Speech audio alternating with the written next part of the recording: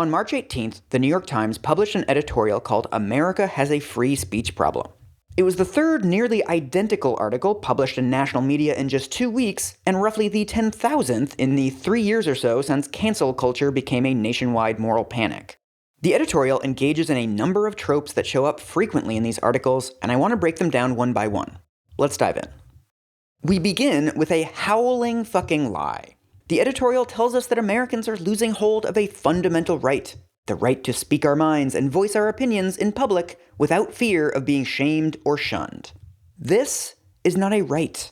It's true that Americans are protected by the First Amendment, but that means the government can't restrict what we say. Voicing your opinions in public has always carried the risk of being shamed or shunned. In fact, both of those things are important elements of free speech. If a senator says he wants to shoot peaceful protesters, you have the right to send him a letter telling him that he sucks. If you invite your neighbor to a barbecue and he says a bunch of QAnon shit that makes everybody else uncomfortable, you have the right not to invite him to the next barbecue. This is basic human behavior and doesn't violate anyone's rights. The second paragraph of the editorial includes another whopper. America's epidemic of social silencing is hard to talk about. Addressing it feels dangerous, like a third rail. And that, in itself, is dangerous. Not only are we losing our fundamental right to speak without fear of shame, but we can't even talk about what we're losing. Are you sure about that? This is one of the gold medal wrongest fucking things I've ever heard.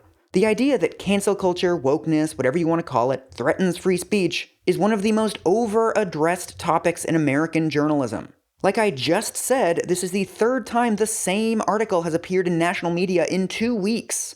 The New York Times itself employs 3 columnists and a full-time beat reporter who write about almost nothing else. The entire reason I'm making this video is that this editorial has appeared almost word for word in 50 other outlets a million times. Where do you get this exact analysis? Anywhere! You get it anywhere! We then move into the inevitable false equivalence section of the editorial. The political left and the right, we learn, are caught in a destructive loop of condemnation and recrimination. Many on the left refuse to acknowledge that cancel culture exists at all. Many on the right have embraced an even more extreme version of censoriousness with laws that would ban books, stifle teachers, and discourage open discussion in classrooms. This is a familiar trope in these articles and is generally known as both sides journalism. Reporters and editors don't want to seem like they're agreeing with either of the arguments in a political debate, so they cast themselves as the reasonable center between two extremes. This is an accurate way to present some political debates, but with others it ends up misinforming readers. In this case, the New York Times contrasts people on the left who refuse to acknowledge that cancel culture exists with people on the right who are engaging in cancel culture by passing laws that restrict classroom curricula. These are not equivalent phenomena. The Times doesn't specify who exactly on the left says that cancel culture doesn't exist. Are we talking about Democratic politicians, or liberal columnists, or random people on Twitter? It's not clear. If the purpose of this column is to warn us about threats to free speech, it seems like elected officials using their government power to ban books is a bigger problem than random people saying those threats don't exist. The next problem with this article is that it never attempts to define its terms. A few paragraphs later, we learn that however you define cancel culture, Americans know it exists and feel its burden. The Times commissioned a poll that found that only 34% of Americans think they enjoy complete freedom of speech. There's 2 flavors of chicken shit here. First, you can't write an entire article calling something a threat to democracy without defining it. You just can't. Secondly, the fact that many people believe something does not mean that it's true. 66% of Americans believe that Christ rose from the dead. 53% of Republicans think the 2020 election was stolen. 93% of Americans believe they are above average drivers. 40% of Americans think they're fit enough to be in the Olympics. Large groups of people pretty frequently get things wrong. I don't want to go overboard here. I'm not saying that public polling is totally useless. But these kinds of polls measure beliefs and perceptions, not reality.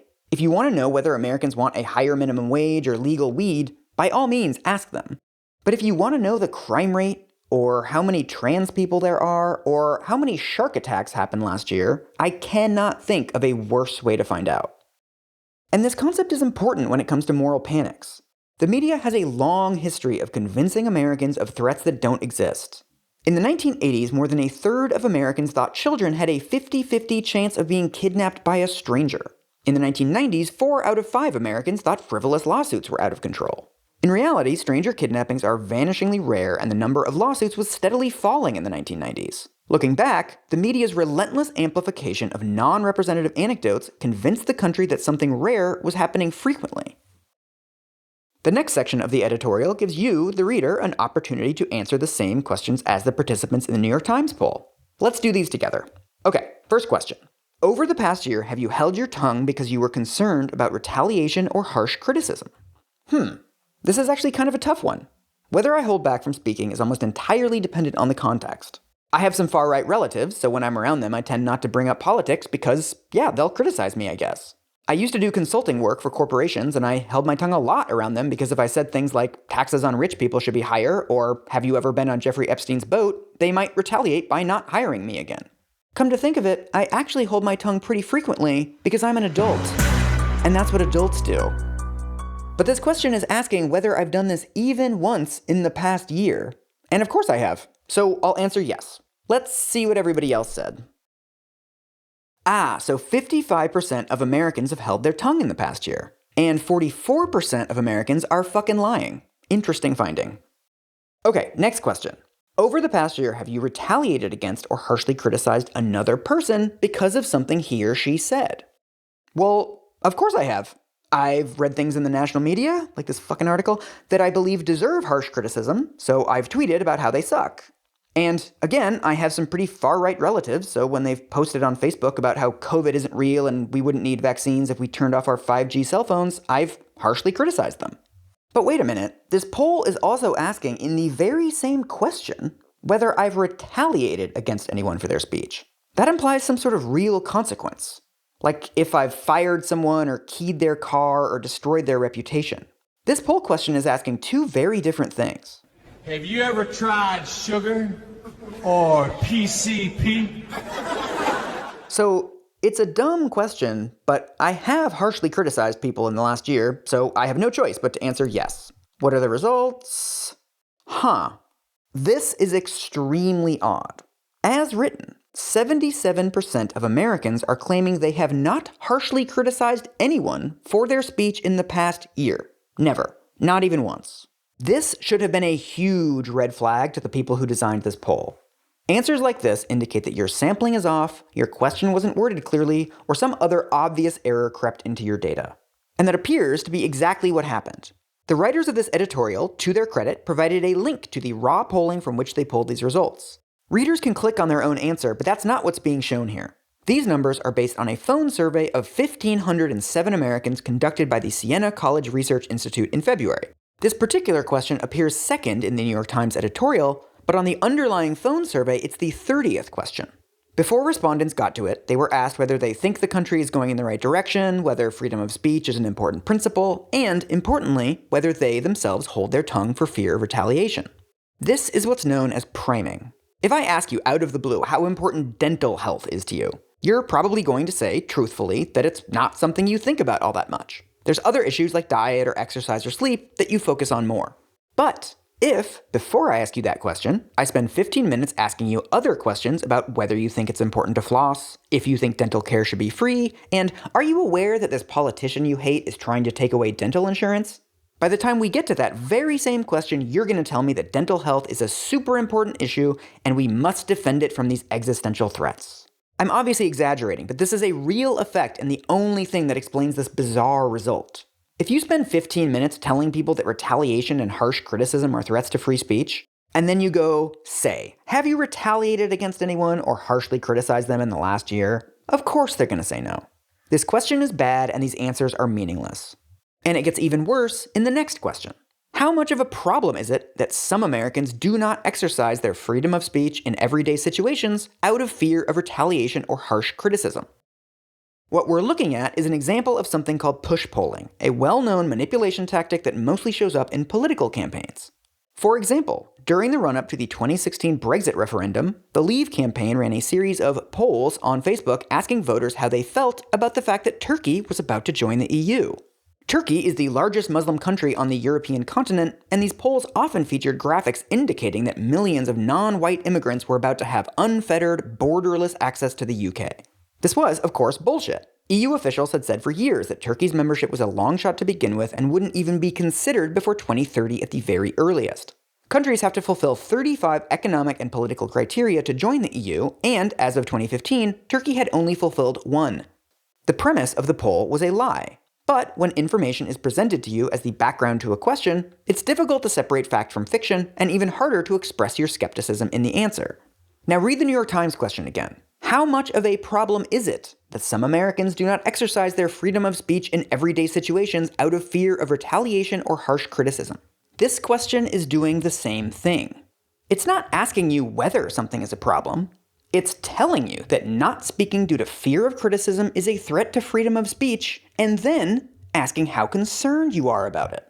And again, I don't really know how to answer this one. People holding their tongues could be a very serious problem in some situations and not very serious in others.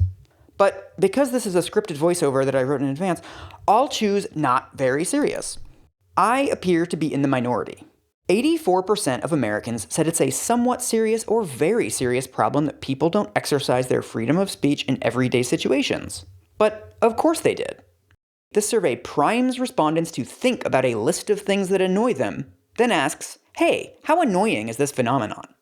The next few paragraphs of the editorial present more reactionary findings from this irrelevant poll. We get a generic quote from the head of a free speech organization saying that expression is central to a functioning democracy. Then we get some housekeeping about the poll, followed by my favorite section. Freedom of speech, we learn, requires a commitment to openness as well as conscientiousness about how words can cause harm. It's not always easy to preserve this balance, especially in an era of social media where everybody's dunking on each other. We all need to come together and make the internet a more gracious place. I'm going to quote this next part because it's fucking bananas. You can't consider yourself a supporter of free speech and be policing and punishing speech more than protecting it. Free speech demands a greater willingness to engage with ideas we dislike and greater self-restraint in the face of words that challenge and even unsettle us. Do you see it? Let me take out some of the extra scenery in this sentence. Free speech demands self-restraint in the face of words that challenge us. Self-restraint. The New York Times is telling you to hold your tongue. This comes immediately after the New York Times just classified people holding their tongues as a grave threat to free speech. This pulls the mask off the project of this editorial and the cancel culture moral panic in general. They would like you to hold your tongue instead of criticizing them. The New York Times editorial board is a group of reporters and opinion writers for the nation's most prestigious outlet. They have a tremendous amount of power, and due to the rise of social media, they receive far more feedback and criticism than they used to. I know I don't sound like it, but I'm actually quite sympathetic to the anxieties behind this editorial. I host a podcast that covers current events, and people on the internet have opinions about me. Some of the criticism I get is unfair, some of it is fair, that's the kind that hurts the most, and some of it is fucking deranged. Being a public figure in 2022 sometimes feels like you've been walking around wearing a blue shirt every single day of your life, and then you go on the internet and there are 500 people saying this guy sucks because he wears a red shirt all the time. I haven't gotten internet criticism 1/100th as bad as my female and POC colleagues, but I feel like I understand some of the mechanisms of how it gets under your skin. So I am starting from a place of human sympathy. It is genuinely a lot harder and more hurtful to be a journalist these days, especially a deliverer of takes from the nation's most prominent hot take spring. However, the phenomenon I'm describing, and what I believe the New York Times editorial board is experiencing, is not a generalized problem. Public figures receiving a lot more scrutiny and feedback than they used to is not something that affects the 99.9% of Americans who are not public figures. This bizarre conflation continues throughout the editorial. A few paragraphs down, we meet Elijah Afere, an IT technician from Union, New Jersey, who says he's worried about the implications of chilled speech for democracy. You can't give people the benefit of the doubt to just hold a conversation anymore. You've got to worry about feeling judged, he says. Political views can even affect your family ties, how you relate to your uncle or the other side. It's really not good. No offense to Elijah, but I do not know what he is talking about. Historically speaking, we live in the exact opposite of a chilled speech dystopia. As I said in my last video, the present day is an absolute Xanadu for free speech. We have numerous online platforms where people can post their views instantly, anonymously, and for free. To the extent that we are experiencing a chilling of free speech that affects ordinary people, it probably comes from the literally hundreds of laws currently being passed by Republicans that aim to restrict school curricula, deny voting rights, and suppress protests. But what about Elijah's point that our political views are now affecting our family ties? Just like self-censorship, I'm sorry, but this is simply a feature of adult life. It is in fact such a long-standing feature of adult life that there was a television show about it in the 1980s called Family Ties. The next person we meet in the editorial is a 76-year-old from San Antonio who sees threats to free speech in the scenes of people being silenced at school board meetings in the last year. I really don't know what to make of this one. Does he mean this school board meeting? Or this one? Roy thinks it's important for people to be able to speak at these meetings, and sure, so do I. But forgive me if it's a little hard to believe that the people making the most noise at school board meetings these days are doing so out of a principled dedication to free speech.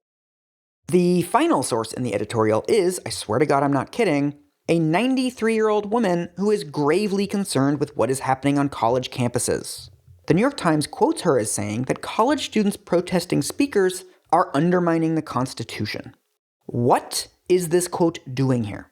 Even if you think that some college protests are utterly asinine, and let's face it, some of them are, the idea of public institutions banning protests represents a far greater threat to the Constitution than the protests themselves.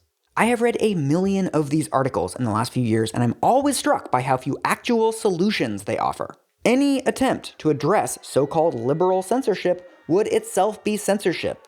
In fact, editorials like this have helped fuel the right-wing assault on school curricula and peaceful protest by relentlessly casting ordinary speech acts as creeping totalitarianism. Established media institutions cannot call random 19-year-olds protesting a speaker witch hunts, McCarthyism, and Puritanism, and then act surprised when Republicans treat them like existential threats. I too would love it if random college students decided to only protest bad things and never protest silly things. I'd also love it if people use their blinker before they change lanes. I'd like people to leave bigger tips and clean up after their dogs and never play Elden Ring too loud after 10 p.m. But do we need a steady stream of feature-length articles in national publications complaining about these things and casting them as threats to the country? The editorial starts to wind down by finally circling back to Republican efforts to restrict speech through legislation. This is the 25th paragraph of the story. We've gotten almost 2,000 words about left-wing threats to free speech. We're about to get 300 words learning about right-wing threats. So what are they? Republicans in 40 states have introduced 175 bills that attempt to restrict school curricula. These include Florida's Don't Say Gay bill, which prevents teachers from mentioning LGBT issues in classrooms, and an anti-critical race theory law in Tennessee that aims to protect children against the distress caused by learning the basic facts of American history. These laws are bad, and I'm glad the editorial mentions them, but they're just the tip of the iceberg. The New York Times does not mention the Republican efforts in 34 states to restrict the right to protest. It also does not mention Republican efforts in 19 states to restrict the right to vote. Voting is a pretty important form of expression, and efforts to restrict it are a pretty clear attack on democracy. The editorial also fails to mention non-legislative efforts by conservatives to restrict speech and attack democracy. Remember, all of the progressive threats to free expression we've heard about in this editorial come from random citizens. College students protesting a speaker, social media users clapping back when they hear challenging ideas, family members criticizing grandpa because he said a slur. So, let's compare apples to apples. If the actions of the left-wing fringe represent a problem for progressives in general, then the actions of the right-wing fringe should tell us something about the conservative movement in general. The comparison is not flattering. Over the last 2 years, right-wingers have implemented a nationwide, sophisticated, and sometimes violent backlash to social change. The run-up to the 2020 election saw numerous incidents of voter intimidation and even terrorist plots. Conservative parents have formed grassroots NGOs to pull books they don't like out of schools.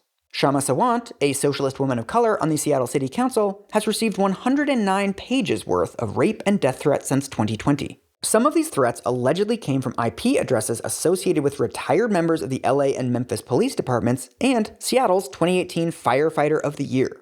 And we haven't even talked about the pandemic yet. It's been clear for months that the best predictor of anti-mask and anti-vaccine beliefs is political ideology. For the last year, COVID deniers have disrupted flights, invaded hospitals, and physically attacked essential workers. These people might not all be conservatives, but conservative media has systematically downplayed and even promoted these efforts. I saw that on Facebook. I wanted to show it to you. It actually made me cry. If you want to make the argument that America is in danger of collapsing to mob rule, it's hard to make the case that that threat is coming from college campuses and not Fox News. And look, maybe you want to call these extreme events or isolated incidents, but so are all the anecdotes of quote-unquote cancel culture. Why is it that college students disrupting a speech deserves days of panicked news coverage, while anti-vax QAnon weirdos shutting down a school board meeting stays a local story? The editorial ends, both bafflingly and predictably, by blaming liberals for all of the conservative efforts to restrict speech. The New York Times tells us that conservatives have adopted the language of harm typically deployed by liberals. If it wasn't for all those trigger warnings, right-wing politicians and religious nutjobs wouldn't be doing the thing they've done consistently for decades. So keep that in mind, liberals. The left-wing threats to free speech may be totally theoretical and not backed up by any evidence, but if we're not careful, someday, the Democratic Party could be as dangerous as Republicans are now. Can't wait to read 50 more articles about it.